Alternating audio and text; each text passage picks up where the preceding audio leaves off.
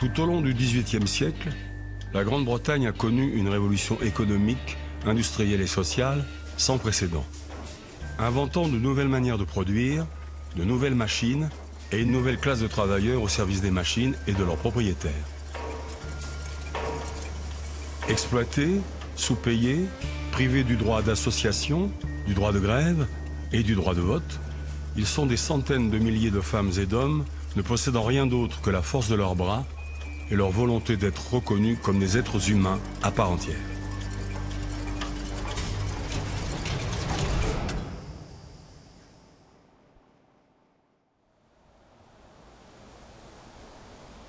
La plaine de Waterloo en Belgique. C'est ici qu'en 1815, la Grande-Bretagne et ses alliés ont triomphé de l'empire de Napoléon. La Grande-Bretagne est alors la première puissance industrielle du monde, et la Belgique, sa tête de pont sur le continent européen. Symbole de cette entente, le lion de 26 tonnes de fonte qui couronne la pyramide a été coulé dans une aciérie belge fondée par un Anglais à Seraing, près de Liège.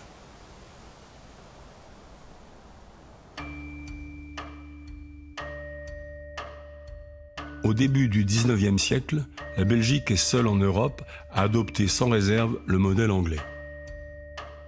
Les deux pays ont en commun leur libéralisme économique qui favorise le développement des grandes entreprises employant plusieurs milliers d'ouvriers, ce qui en France et en Allemagne reste encore l'absolue exception.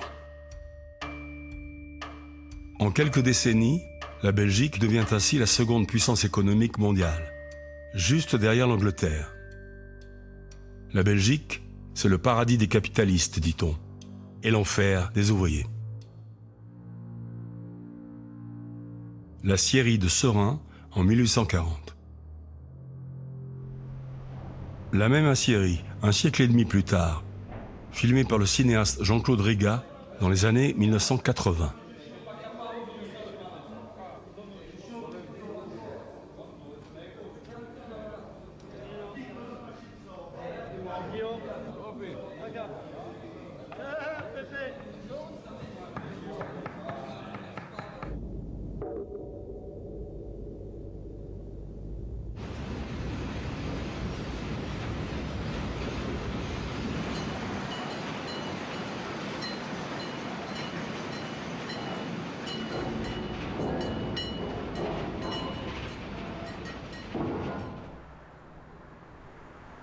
La scierie a fermé en 1990. D'une des plus grandes usines d'Europe, ne reste que cette carcasse rouillée dont personne ne sait que faire. Et des souvenirs d'ouvriers. Au fourneau, c'est vivant. Vous chargez de la matière par le dessus, la matière descend dans le haut fourneau, il y a toutes sortes de réactions avec les gaz qui se font. Et en dessous, la matière sort bien ou elle ne sort pas bien.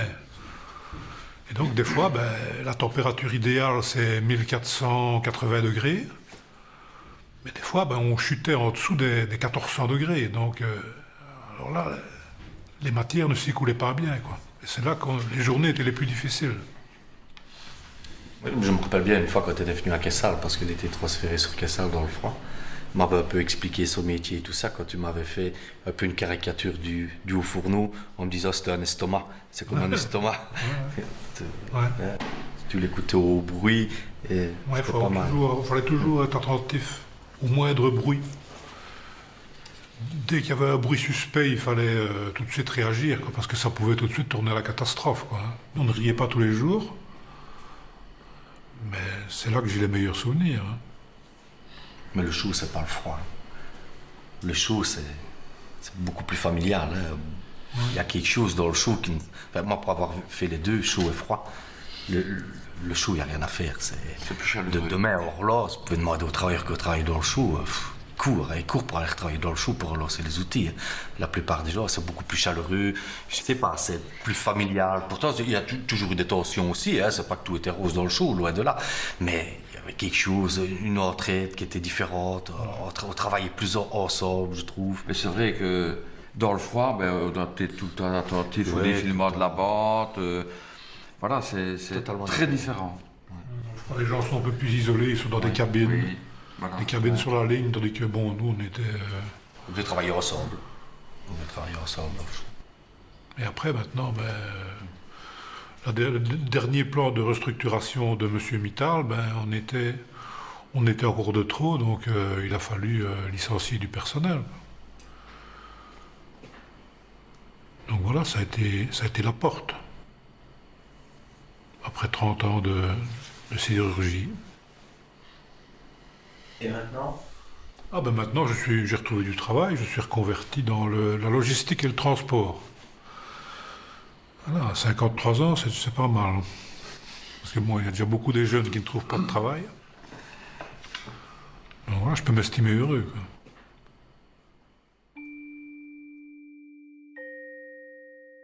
Un retour en arrière. En 1886, des ouvriers de la même entreprise. Eux ne parlent pas. On ne sait pas ce qu'ils pensent, mais aucun ne sourit. On voit la fatigue et l'âge. Celui des enfants apprentis, celui d'un vieillard qui n'a pas d'autre choix que de continuer à travailler, car il n'y a pas de retraite pour les ouvriers. 20 ans plus tôt encore, 1868, les ouvriers de la même fonderie. Une extraordinaire galerie de portraits commandée par la direction pour montrer la richesse de l'entreprise en matériel humain.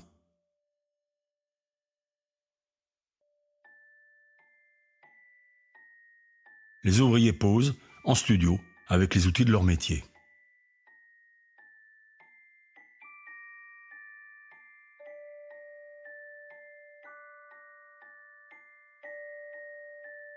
Les images nous montrent ce qu'ils font, mais pas comment ils vivent. Ils s'entassent dans les nouveaux taudis des villes industrielles, comme ceux de Glasgow. Des ghettos insalubres, dérobés au regard des classes les plus heureuses, dont parfois une seule rue les sépare. Des maisons délabrées, louées à prix d'or par des propriétaires sans scrupules. La boucle de l'exploitation est ainsi bouclée.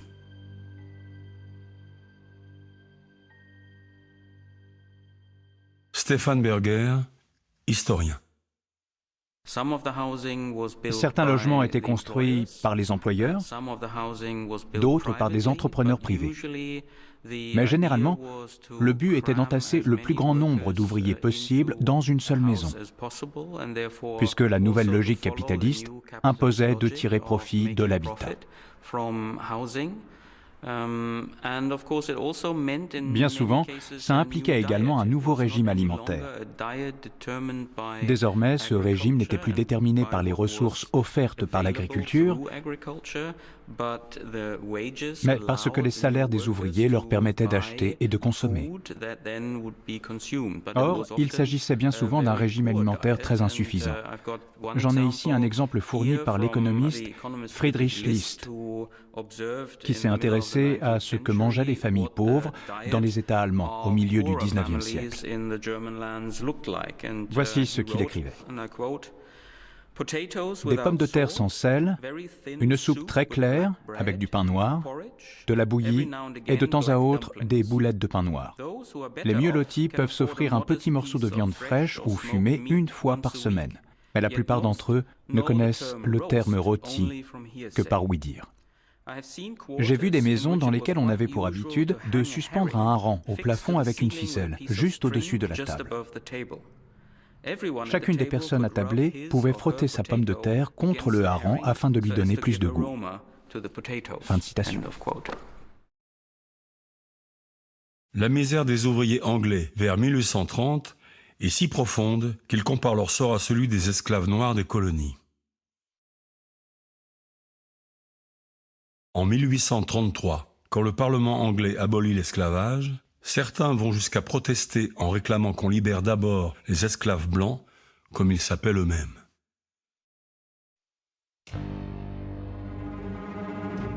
Mais on assiste à un tournant. La population ouvrière des grandes villes est devenue si nombreuse qu'il n'est plus possible de l'ignorer. Exploitée, affamée, mécontente et méconnue, elle fait peur. Aujourd'hui, les barbares qui nous menacent ne sont pas au Caucase, ni dans les steppes de Tartarie, écrit un journaliste français. Ils sont dans les faubourgs de nos villes industrielles. La société moderne périra par ses prolétaires. Ce n'est pas seulement une figure de style. La bourgeoisie est directement menacée par les épidémies qui éclatent dans les taudis des grandes villes et contre lesquelles les barrières sociales sont impuissantes. Diphtérie, scrofulisme, choléra. Les enfants monstrueux de la révolution industrielle. En Angleterre, des journaux militants comme Le Gardien du Pauvre dénoncent publiquement les conditions de vie des ouvriers. Tandis que dans toute l'Europe industrielle, des commissions parlementaires se penchent sur ce qu'on appelle désormais la question sociale. La bonne société ne peut plus faire comme si elle ne savait pas. Mais pour elle, ce n'est pas la faute du système, c'est celle des ouvriers. Alors chacun y va de sa recette. L'ouvrier irait mieux s'il allait plus souvent à l'église. S'il buvait moins.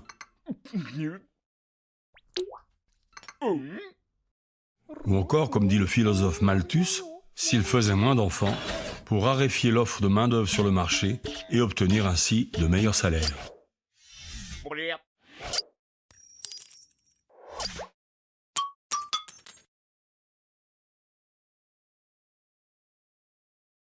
Les réformateurs anglais ont une démarche pragmatique et s'attaquent tout d'abord au travail des enfants, dénoncé par Charles Dickens dans son roman de 1837, Oliver Twist. Ces enfants sont alors des dizaines de milliers à travailler dans les filatures et les mines, taillables et corvéables à merci. La doctrine libérale interdit à l'État d'intervenir dans la relation de travail entre ouvriers et patrons, considérée comme un marché passé librement entre deux partenaires égaux. Avec les enfants, l'argument s'effondre. En 1842, malgré la virulente opposition du patronat, le Parlement interdit le travail des enfants de moins de 10 ans dans les galeries souterraines. Une victoire obtenue en partie grâce à la pruderie victorienne. La chaleur dans les mines obligeant enfants et adultes à travailler à moitié nus. À la même époque, la Grande-Bretagne, toujours en avance sur le reste de l'Europe, est la première à légaliser les syndicats ouvriers, même si la grève reste interdite. Priorité est donnée à l'action politique. En 1832, réformateurs et représentants ouvriers signent ensemble une charte réclamant le suffrage universel et la démocratisation du Parlement. Leçon de démocratie concrète. La charte est accompagnée d'un schéma de bureau de vote à bulletin secret. Les pétitions chartistes rassemblent des millions de signatures. Les meetings, des centaines de milliers de manifestants. C'est un mouvement de masse à l'échelle de la grande industrie qui lui a donné naissance et qui est aussi à l'origine de l'image convenue qu'on se fait de la classe ouvrière. Cette foule compacte et homogène que rien ne semble pouvoir arrêter. Mais pendant tout le 19e siècle, cette image n'est vraie que pour l'Angleterre et la Belgique. La France, à quelques exceptions près, ignore la grande usine. Son industrie repose sur un réseau dense de petites entreprises, de quelques dizaines d'ouvriers au plus. Une échelle qu'on a longtemps traitée d'artisanale, comme si la grande industrie était la seule capable de produire d'authentiques ouvriers. Un a priori réfuté par le philosophe Jacques Rancière. Les gens de ma génération ont vécu avec l'idée de la classe ouvrière comme une espèce de réalité massive, quoi. Il y avait les masses de gens qui sortaient des usines, il y avait un syndicalisme qui était fort, il y avait ces masses ouvrières qu'on voyait défiler. Donc on avait une espèce de vision globale qui était autour de l'usine, quoi. Autour de l'usine et comme une espèce de réalité stable. Or, par rapport à ça, les gens disaient, mais avant la classe ouvrière, il y a quelque chose qui est différent, c'est l'artisanat. Bon, par conséquent, moi, quand j'ai commencé à travailler sur les années 1830, on m'a dit, mais c'est pas des vrais ouvriers, parce que pour les gens, les vrais ouvriers, c'est les gens qui travaillent à l'usine, c'est les gens ceux qui travaillent à la chaîne. C'était un peu comme ça qu'on pensait les choses.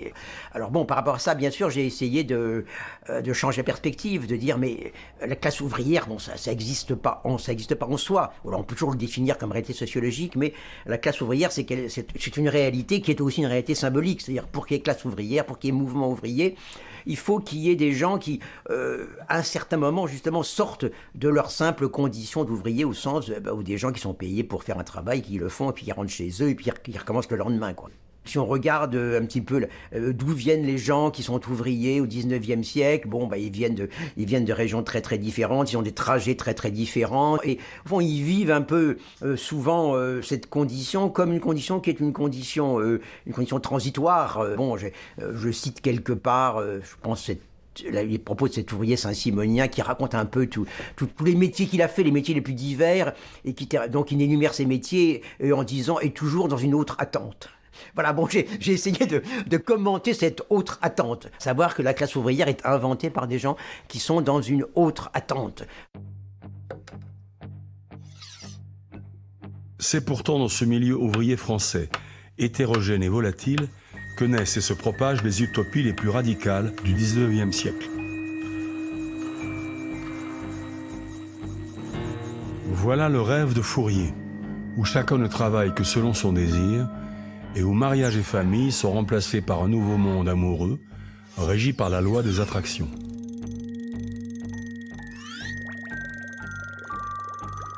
Voilà, moins amusant, le rêve de Cabet, l'inventeur du mot communisme, qui trouve Fourier bien immoral et prône une communauté idéale de travailleurs, où tout est mis en commun, sauf les femmes, et où l'égalité règne dans l'abondance.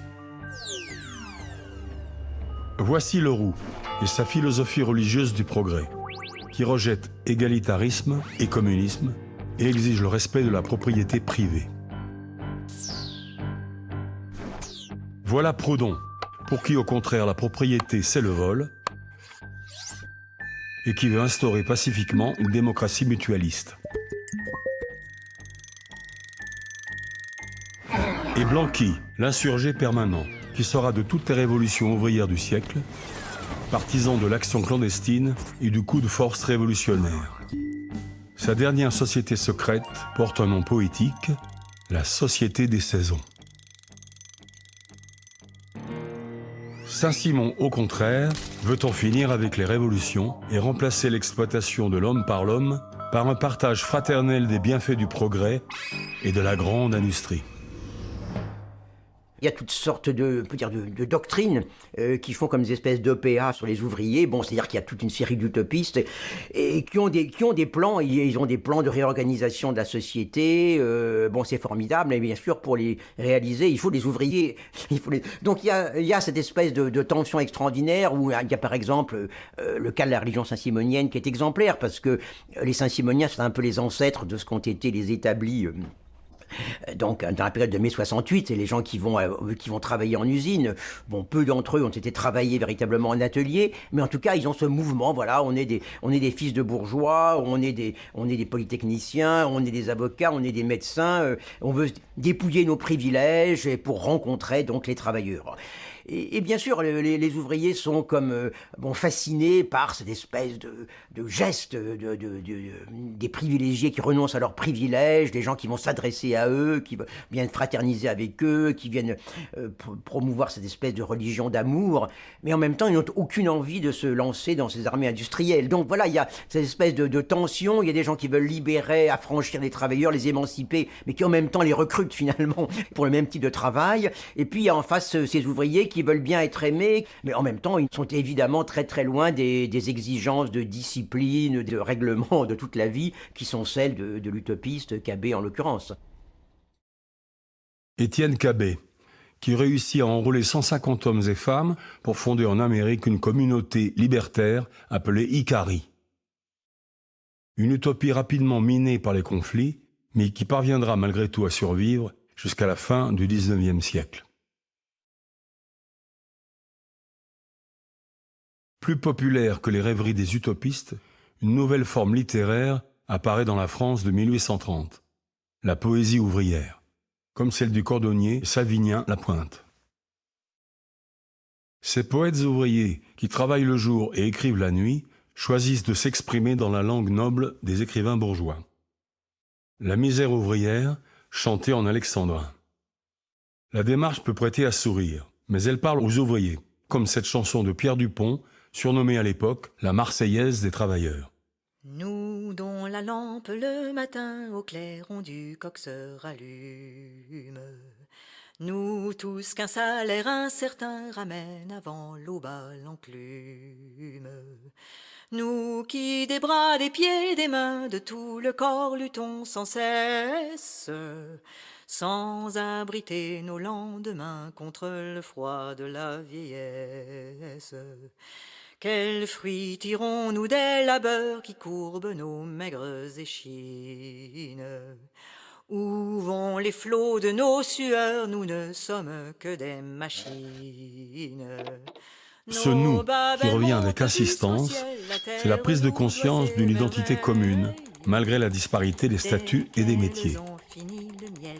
Dans l'espace public, elle se traduit par le vêtement que l'on porte. La blouse, qui se généralise en France au milieu du XIXe siècle, désigne l'ouvrier. L'habit, le bourgeois. La blouse se porte souvent manches retroussées, car l'ouvrier montre ce qu'il vend, sa force de travail. Tandis que le bourgeois ne se montre en public que vêtu de pied en cap. Jusqu'au milieu du XIXe siècle, l'accès au jardin des Tuileries est interdit aux blouses et réservé aux seuls habits. Mais avec le développement de l'industrie textile et la baisse du coût des vêtements, les ouvriers s'endimanchent et s'habillent en bourgeois les jours de fête.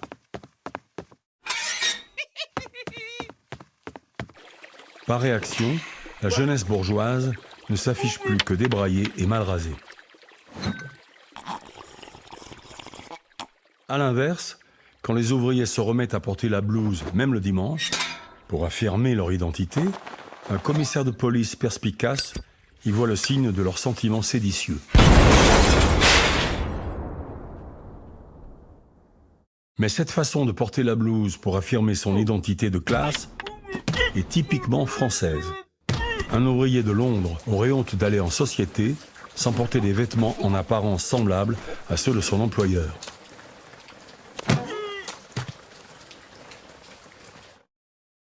Ouvriers anglais et français ont en revanche en commun une forme de résistance au travail héritée du XVIIIe siècle.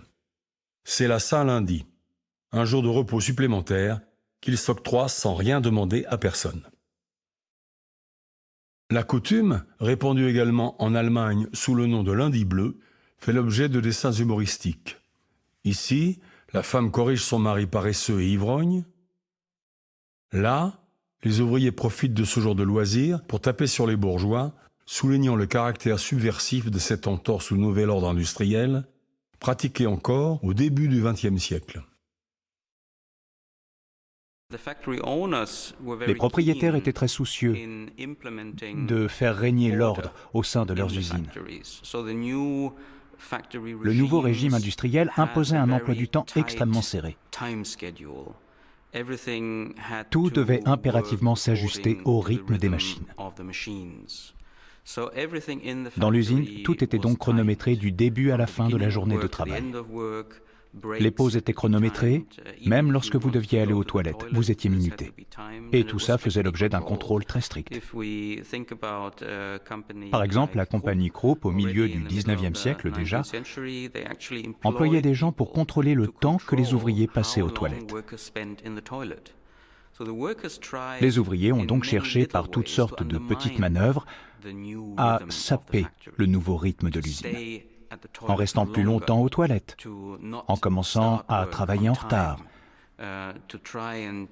en essayant de grappiller des pauses en cachette pendant le travail, parfois même en sabotant les machines pour freiner le rythme de l'usine.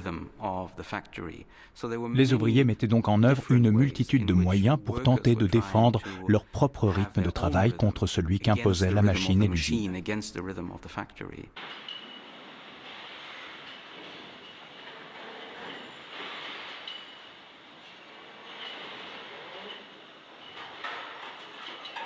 Ghislaine Tormos, ouvrière dans l'industrie automobile. Les gars attendent régulièrement une panne. Parce que la panne, c'est là que je souffle. J'en ai même qui font des gris-gris sur la ligne pour dire il faut que tu tombes en panne à un moment donné, il faut que ça s'arrête. Tellement les gens on ras le pompon, quoi. Parce que quand une chaîne elle s'arrête pas, c'est 3 heures consécutives avant d'attendre 20 minutes de pause. C'est long, hein. C'est long. Entre la fatigue, vous avez soif, vous avez faim, le café qui est indispensable. Maintenant, on n'a même plus le droit d'aller boire un café. C'est 2 minutes réglementaires. Et si tu veux y aller une deuxième fois, il faut demander à ta hiérarchie. Donc si elle refuse, tu restes en poste. C'est pareil pour aller uriner. Ils ont institué que ce serait que 2 minutes pour aller aux toilettes. Et une seule fois. C'est limite si on leur dit pas éduquez votre vessie, quoi. C'est ça. Donc ils en sont là. Ça c'est nouveau quand même. Ça fait quoi, même pas peut-être 8 mois que c'est sorti. Ça c'est le directeur du site qui a décrété que. Alors je sais pas comment il fait lui dans son bureau, je sais pas. Contrairement aux ouvriers anglais, majoritairement légalistes, les ouvriers français du 19e siècle pratiquent volontiers l'insurrection. Leur arme favorite est la barricade. Spontanée, urbaine, faite de briques et de broc, à leur image. Entre 1830 et 1871, Paris connaît ainsi 3 grands soulèvements populaires. Le premier éclate en juillet 1830. Les ouvriers s'allient aux bourgeois républicains pour renverser le régime autoritaire de Charles X. Mais quand, dans la foulée, ils réclament une réforme sociale, ils se font rabrouer par les nouvelles autorités républicaines qui les traitent d'enfants irresponsables. Un saut dans le temps. 1 siècle et demi plus tard, un dirigeant du Parti communiste tchécoslovaque harangue les ouvriers d'une usine de Prague qui se sont mis en grève pour obtenir une démocratisation du régime. V žádné zemi ani rozvojové, ani v socialistické, ani v kapitalistické neexistuje to, aby 15letí děti určovali, kdy má odejít prezident nebo kdy má přijít a kdo jim má být. A to se bohužel stalo.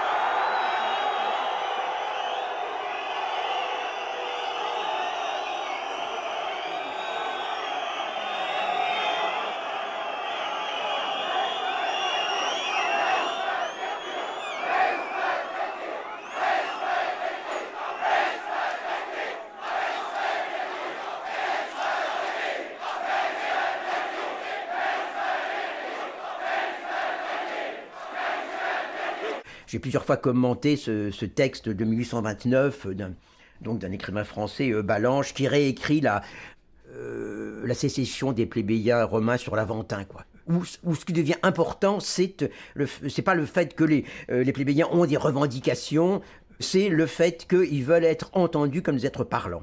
Et pour les patriciens, bien sûr, c'est impensable, parce que pour eux, les plébéiens, c'est des espèces d'animaux, ils peuvent éventuellement grogner, mais qui ne parlent pas. Et les plébéiens ont approuvé qu'ils parlent. Ils font donc toute une série d'actes symboliques pour montrer qu'ils sont des êtres parlants, quoi. Or, c'est un texte qui a eu beaucoup d'influence à l'époque et qui véritablement, on peut dire, correspond très fort à ce que les gens ressentent, en 1830 sur le pavé parisien, qui ressentent en 1831 lors des insurrections lyonnaises, qui ressentent dans toute cette période, quoi. À savoir que désormais, ils veulent être entendus comme des êtres parlants, comme des êtres qui eux aussi ont, on peut dire, au fond, une capacité de penser les choses de la communauté et d'instituer comme une espèce de discussion sur cette communauté. Pendant les 3 jours de la Révolution de 1830, classe et signe se mélangent. Dans le célèbre tableau de Delacroix, le Gavroche porte un gilet de bourgeois et le bourgeois un pantalon d'ouvrier. Quant à l'ouvrier en blouse, il semble attendre que la Marianne lui rende enfin justice. Mais une fois la révolution politique acquise, la bourgeoisie impose le retour à l'ordre. Les ouvriers impuissants doivent renoncer à la révolution sociale. 18 ans plus tard, en février 1848, on prend les mêmes et on recommence. Bourgeois et ouvriers, une fois de plus alliés, renversent la monarchie de Louis-Philippe et proclament la République. Et une fois encore, les ouvriers parisiens acceptent de remettre à plus tard la révolution sociale. Lors d'un épisode symbolique où ils renoncent au drapeau rouge et se rallient au drapeau tricolore. En échange, ils obtiennent la création des ateliers nationaux, des chantiers publics qui doivent les occuper et les nourrir pendant la grave crise économique provoquée par la Révolution. Mais en juin, le gouvernement décide de fermer ces ateliers et les ouvriers désespérés et affamés reprennent les armes, réclamant du pain ou du plomb. Et pour la toute première fois, la photographie montre une insurrection ouvrière. On est le 26 juin 1848. Et au moment où cette image est prise, les défenseurs de cette barricade de la rue du Faubourg du Temple ne savent pas encore que l'insurrection a échoué et qu'ils sont parmi les derniers à résister. Un second cliché, pris le lendemain au petit matin, montre la rue après l'assaut de l'armée. Les soldats achèvent les blessés, fusillent les prisonniers et parfois aussi tous les habitants des maisons voisines. Il y aura 3000 morts, des milliers de condamnés au bagne ou à la déportation en Algérie. Un lourd prix à payer pour l'échec de cette révolte spontanée, sans chef ni stratégie. Gianni Marchetto, jeune ouvrier au début des années 60 à l'usine Fiat de Turin. Quand il y avait une grève, je la faisais toujours. Mais ne me demande pas d'expliquer pourquoi on faisait grève. Il y avait grève et on la faisait, parce qu'au moins, on n'allait pas travailler. Je vais te raconter une anecdote. Un jour, on voit arriver un ami du même village que moi. C'était Biso, le frère du mort. Il nous dit: venez avec moi. On va où? C'était un jour de grève, il n'était pas encore midi. On va foutre un peu de bordel. Ah, très bien. Alors on prend le trolleybus et on descend au deuxième arrêt, à Kachinevica, qui était le quartier industriel de la ville de Rivoli. On descend, on marche un peu, et tout à coup, on voit Biso s'arrêter. Il se baisse pour ramasser une pierre. On était 3 ou 4 jeunes, et nous aussi, on commence à ramasser des pierres. Alors qu'on s'apprête à les lancer, on entend crier derrière nous: « Qu'est-ce que vous faites, bande de couillons ?» Vous ne voyez pas que vous visez les fenêtres du vestiaire des ouvriers. Vous êtes fous. Vous êtes une bande de cons. Puis il ajoute: si vous voulez lancer des pierres, lancez-les plutôt là. Et il nous montre les fenêtres de l'immeuble où se trouvaient les bureaux du patron.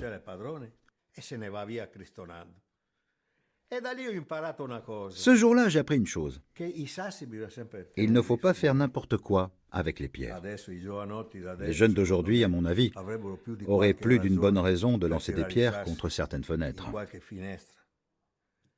Mais il ne faut pas se tromper de fenêtre.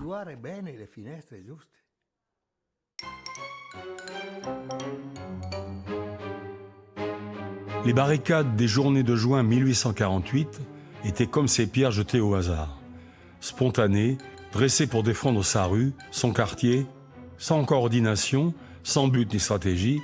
Elles n'ont tenu que 3 jours.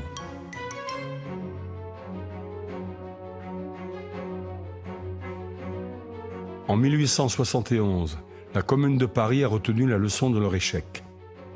Contrairement à l'image qu'en donne ce cinéaste soviétique des années 20, qui se laisse un peu emporter par son élan révolutionnaire, les barricades de la Commune de Paris sont tirées au cordeau, pensées à l'échelle de la ville entière et supervisées par une commission des barricades qui interdit la construction de barricades sauvages. Cette discipline toute militaire a une raison. La Commune compte de nombreux soldats dans ses rangs. Elle est née de la guerre contre la Prusse déclenchée en 1870 et de la défaite française qui a entraîné la chute du Second Empire. Refusant les termes de l'armistice qui exige que Paris rende ses canons, les Parisiens les gardent et chassent le nouveau gouvernement républicain qui s'enfuit à Versailles. Pendant les 72 jours de son existence, la commune se livre à des gestes spectaculaires, comme l'adoption du drapeau rouge et la destruction de la colonne Vendôme, symbole de l'Empire renversé.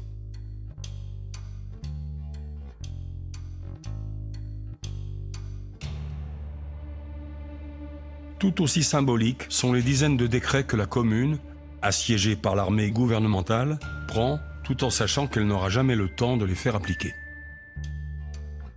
Décret sur la remise des loyers, décret sur la séparation de l'Église et de l'État, décret sur la gratuité de l'enseignement et des fournitures scolaires, sur la suppression du travail de nuit des ouvriers boulangers, sur le Muséum d'histoire naturelle, sur la création d'une chambre syndicale des ouvrières, sur un nouveau marché Place Monge, sur l'organisation d'un grand concert au profit des blessés et des prisonniers le jeudi 25 mai, alors que les troupes versaillaises sont en train de reprendre la ville.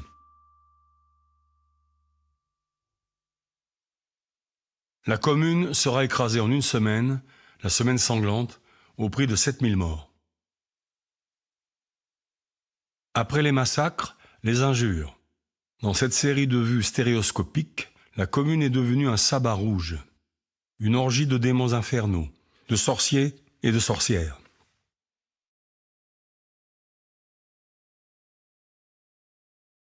Quelques années plus tard, la Troisième République permettra aux vaincus de célébrer leur défaite au mur des Fédérés, le mur du cimetière du Père-Lachaise, contre lequel ont été fusillés les derniers combattants de la commune. Mais même les pierres ne sont pas à l'abri. En 1880, ces pierres, avec leur impact de balles, ont été démontées et remontées à l'autre bout du cimetière, pour servir de support à une sculpture à la mémoire des victimes des révolutions, sans aucune distinction. Une manière commode de mettre dans le même sac victimes et bourreaux. Quand nous chanterons le temps des cerises et guerre au signal et merle moqueur seront tous en fête. Les belles auront la folie en tête et les amoureux du soleil au cœur. Dernière grande révolution du XIXe siècle, la Commune de Paris marque un tournant dans l'histoire des luttes ouvrières. Sa mémoire sera célébrée aussi bien par les grands régimes totalitaires que par de simples militants. Comunardo Tobia, un ouvrier de Terni. Sono l'ultimo di 7 figli, forse è importante chiamarli per nome tutti, che sono di per se stessi una storia. Ribelle, vera spirito nuova. True new spirit, il vero spirito nuovo. Libero avanti. Libero avanti. Pensiero. Pensiero. Ideale. Ideale. Vero e comunale. Che il mio primo fratello fu battezzato sotto la bandiera rossa nel 1904, compare Urbinati.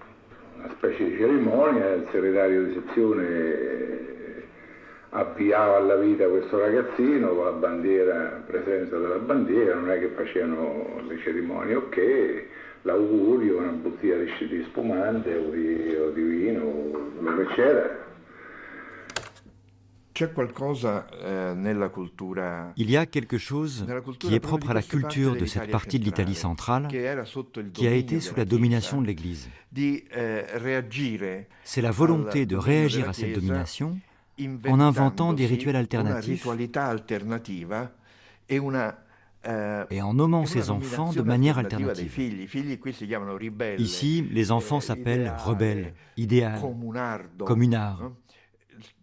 On parle là de la fin du 19e, début du 20e siècle. Une autre chose importante concernant les noms, c'est qu'ici, on parle de prolétaires. Et le mot prolétaire désigne précisément une personne dont les enfants sont tout ce qu'elle possède. Donc, nommer ses enfants est une affirmation d'autonomie, la seule possible pour quelqu'un qui ne possède rien en dehors de ses enfants.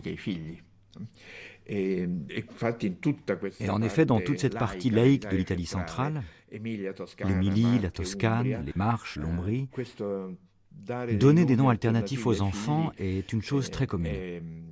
À Terni, on trouve des gens qui ont des prénoms, pas forcément des prénoms politiques, mais aussi des prénoms fantaisistes. Adamante, Orneore.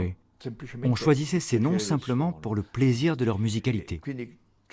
Il y a donc là une culture ouvrière qui est même pré-socialiste, dans un certain sens. Dans ces rituels alternatifs, les fêtes tiennent une place importante. On célèbre l'anniversaire de la Commune de Paris et surtout le 1er mai, proclamé en 1890 Journée internationale de la fête du travail. Le 1er mai devient dans toute l'Europe un jour de manifestation ouvrière, interdite et violemment réprimée, comme à Fourmi en 1891, où l'armée tire sur les manifestants en faisant 9 morts. En Italie, on descend dans la rue en chantant l'hymne du 1er mai sur l'air du Nabucco de Verdi.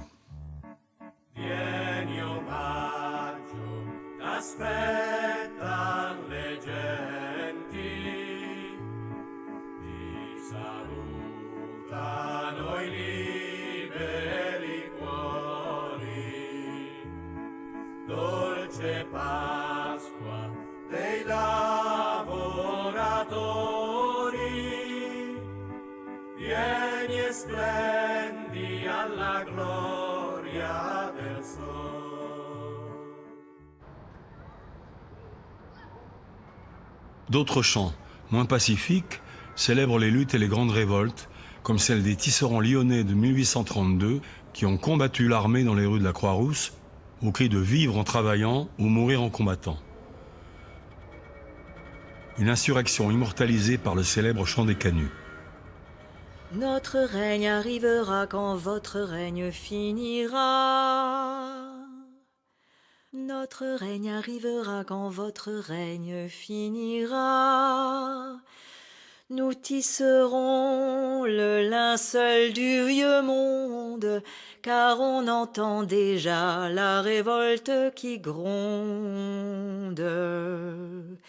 C'est nous les canuts, nous n'irons plus nus. Mais en réalité, ce chant n'a été composé que 60 ans plus tard par le chansonnier anarchiste Aristide Bruant, qui s'est lui-même largement inspiré d'un poème de Heinrich Heine, datant de 1844 et célébrant une autre révolte, celle des tisserands allemands de Silésie.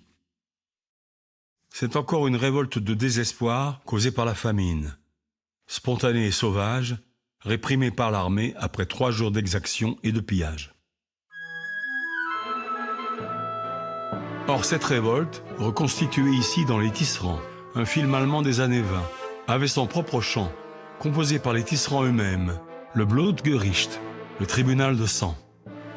Un chant aux allures de sermon, traitant les exploiteurs de fripons diaboliques, de fils de Satan.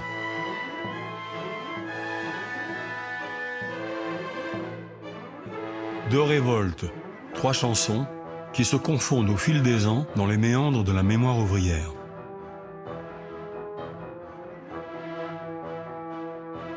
Et comme si cela n'était pas assez, voici ce qu'écrit à l'époque un jeune exilé allemand réfugié à Londres. Pas une des insurrections ouvrières de France ou d'Angleterre n'a eu un caractère aussi théorique et aussi conscient que l'insurrection des tisserands de Silésie, signé Karl Marx. Quand il écrit ces lignes, Karl Marx n'est encore qu'un jeune révolutionnaire allemand vivant en exil à Londres. Mais les théories qu'il élabore dans les années suivantes vont projeter leur ombre sur toute l'histoire de la classe ouvrière pendant le siècle à venir.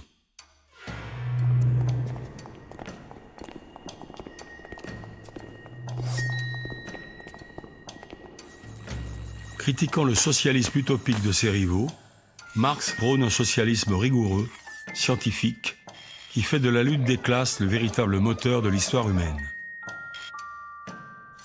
Cette lutte oppose désormais la bourgeoisie propriétaire des moyens de production au prolétariat qui ne possède que sa force de travail.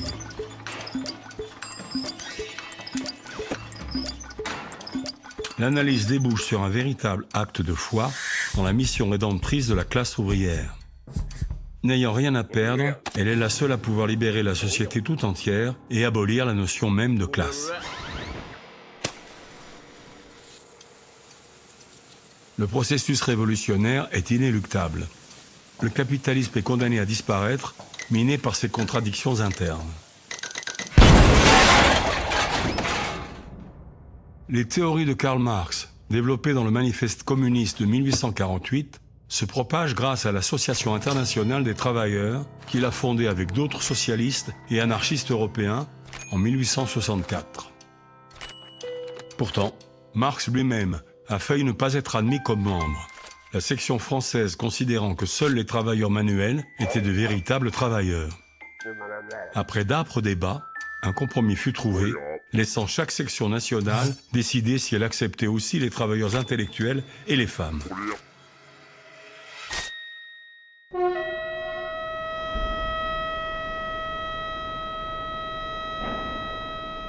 Dès 1870, Marx applaudit aux victoires de l'armée prussienne sur la France. Elles traduisent le nouveau statut de l'Allemagne, un pays essentiellement rural, passé en une vingtaine d'années au rang d'une grande puissance industrielle. Une métamorphose qu'incarnent les usines Krupp, dont sont sortis les canons qui ont bombardé Paris. Pour Marx, le nouveau prolétariat allemand est théoriquement supérieur à tout autre. C'est donc avec plaisir, écrit-il, qu'il envisage le déplacement de la France à l'Allemagne, du centre de gravité du mouvement social européen. Après la défaite de la France et l'échec de la Commune, les faits semblent lui donner raison. En 1875 est fondé le Parti social-démocrate allemand, qui devient le premier parti ouvrier de masse, comptant jusqu'à 1 million de membres, le prototype de tous les grands partis du XXe siècle.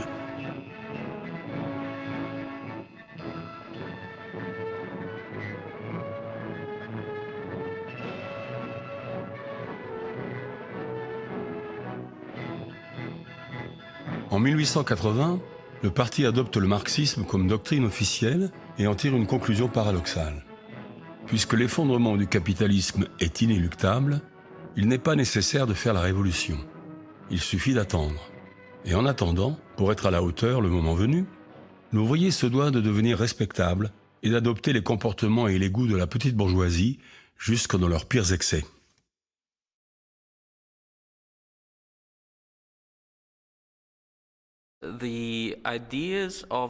Dans l'idée que s'en font les sociodémocrates, la classe ouvrière est composée de différentes strates. Au sommet, il y a le prolétariat qui a conscience de lui-même en tant que classe sociale. Il s'agit typiquement de quelqu'un qui est membre du Parti social-démocrate allemand, qui adhère à un syndicat social-démocrate, à une coopérative social-démocrate, qui fait peut-être partie du club de vélo social-démocrate local. Cette personne-là consacre du temps à sa propre éducation. Elle amasse des connaissances et travaille à la chute du capitalisme. Il s'agit en quelque sorte de la frange la plus élevée de la classe ouvrière. Et tout en bas de l'échelle, on trouve ce qu'on appelle le Lumpenprolétariat. Ce sous-prolétariat regroupe tous ceux qui boivent, qui jouent leur argent, qui battent leurs femmes, qui se fichent éperdument de l'éducation de leurs enfants. Aux yeux de la social-démocratie allemande, ceux-là sont des traîtres à la cause de leur propre classe sociale.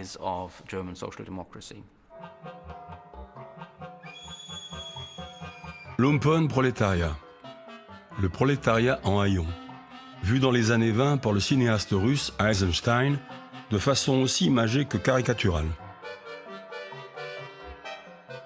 Le mot et ce qu'il recouvre sont une trouvaille de Karl Marx, une nouvelle catégorie sociale qu'il invente pour expliquer les échecs des révolutions ouvrières.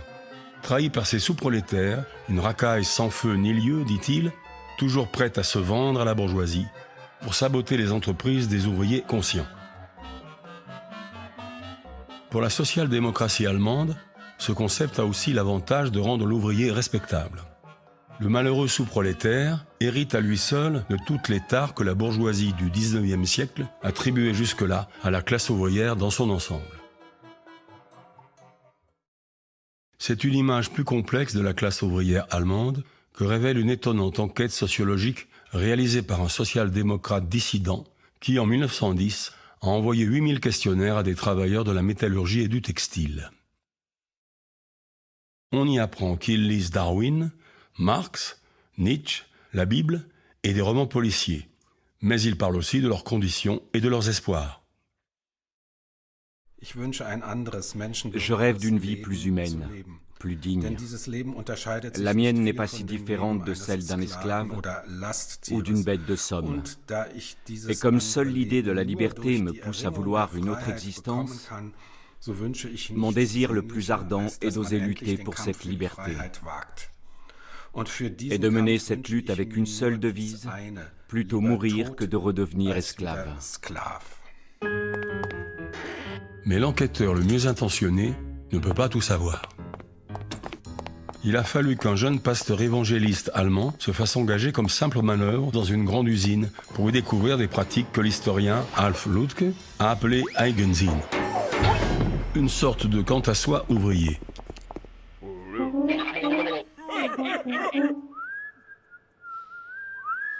Cela va du temps grappillé à l'usine à d'étranges rituels d'atelier.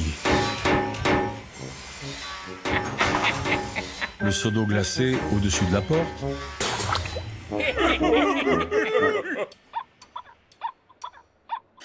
La colle dans les chaussures. Le baiser polonais. Un ouvrier frottant pendant de longues minutes sa barbe rêche et dure sur les joues d'un ouvrier imberbe. Autant de chahuts scabreux et de farces cruelles à travers lesquelles la communauté ouvrière affirme son autonomie. Thomas Lindenberger, historien. C'est une affirmation d'autonomie intérieure qu'on ne peut pas leur enlever. Et c'est le but recherché. Ces moments incarnent aussi une stratégie de survie dans des situations de dépendance qui vise à rendre cette dépendance plus supportable.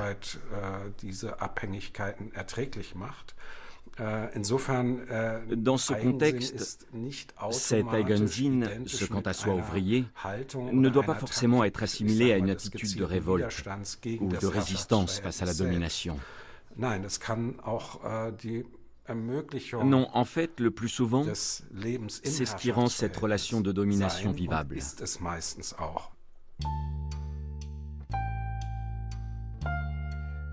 À défaut de renverser le système, on peut s'en protéger en créant en son sein un monde parallèle, géré par les ouvriers eux-mêmes. Ce sont les coopératives ouvrières qui se multiplient en Allemagne, en Angleterre et en Belgique à la fin du XIXe siècle. Il s'agit au départ d'offrir aux ouvriers du pain au juste prix. Mais rapidement l'offre s'étend à tous les biens de consommation courante. Au café, au théâtre, à la prévoyance. On a reproché à ces coopératives de détourner les ouvriers de la lutte. Mais c'est aussi une façon de prouver qu'ils sont capables de gérer leur propre vie.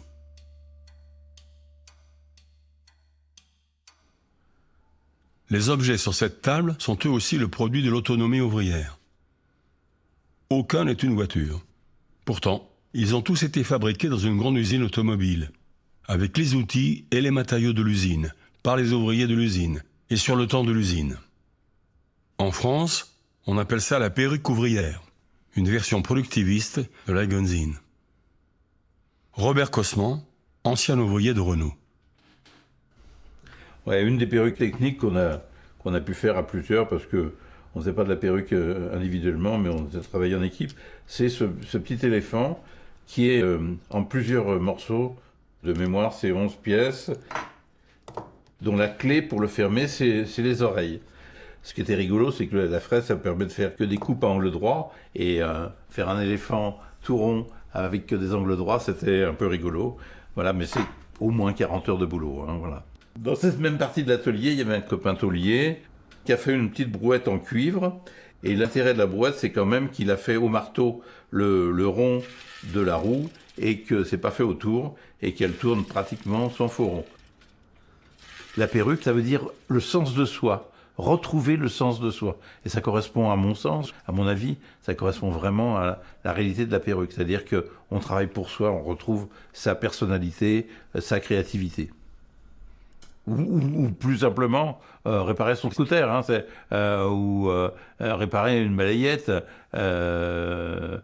Mais on travaille pour soi. Moi, je pense qu'il y a une part de révolte, il y a une part de transgression, y compris pour les gens qui ne sont pas militants, qui ne sont pas syndicalistes. Moi, j'ai doublé sur l'acier avec un vieil ouvrier portugais, Pedro da Silva, et il a fait tous les outils chez lui pour construire sa maison, les pelles, les pioches, etc. Je le connaissais bien, hein, puisqu'on travaille ensemble, n'a jamais voulu faire grève, n'a jamais critiqué l'usine, jamais critiqué les chefs, mais quand il partait avec sa perruque, il avait un sourire jusque-là, parce qu'il avait transgressé la règle. Et la perruque, c'est ambigu, on ne peut pas dire c'est uniquement de la résistance à l'ordre établi, on ne peut pas dire c'est seulement de la compromission, parce que c'est pas entièrement lutte de classe, une usine, et puis c'est pas entièrement à la botte du patron non plus. Ça dépend des moments, ça dépend des périodes, ça dépend des jours, ça dépend le matin quand t'es en boule ou pas, que t'envoies chier le chef, c'est la vie, quoi. Hein.